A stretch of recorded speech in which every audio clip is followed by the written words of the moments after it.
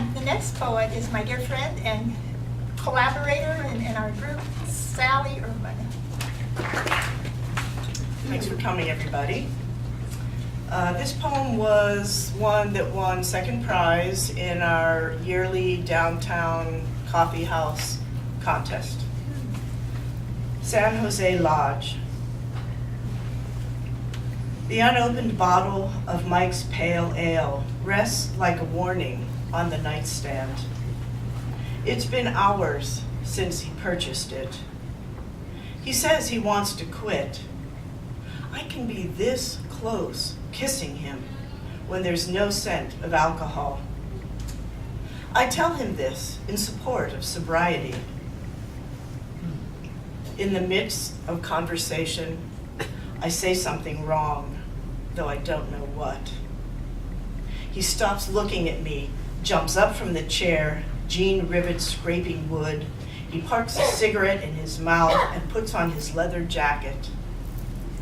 Before he opens the door, he grabs the bottle, twists off and throws the cap, but misses the wastebasket.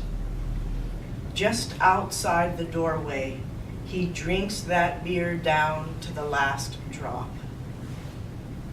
Now there's no stopping him.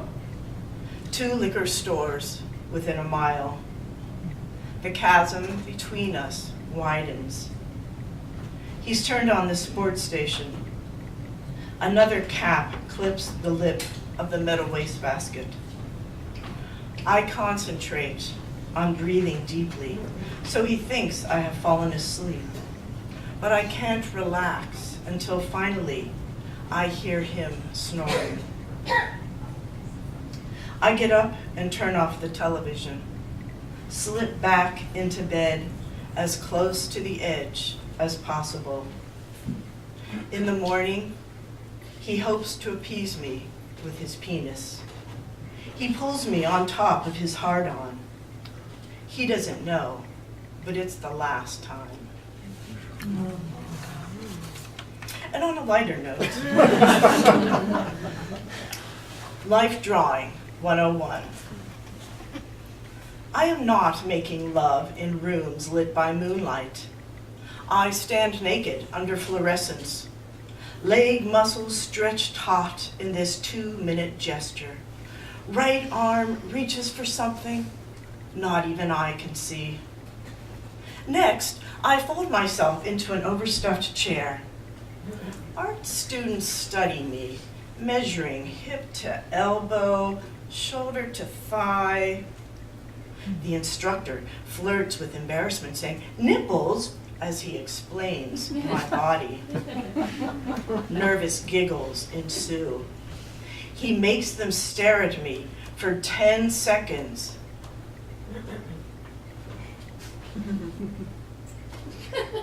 Letting them see before putting charcoal to paper in this 20-minute pose. Amateurs ponder angles, foreshortened or hidden. They scribble a guess. When he calls their attention to my forehead slant, a single strand of hair floats down across my cheek. Oh, to feel his hand this way. He steps back, uses the pointer. He suggests the students focus on flesh, how it flattens against the cushion. I can almost feel them stroking me.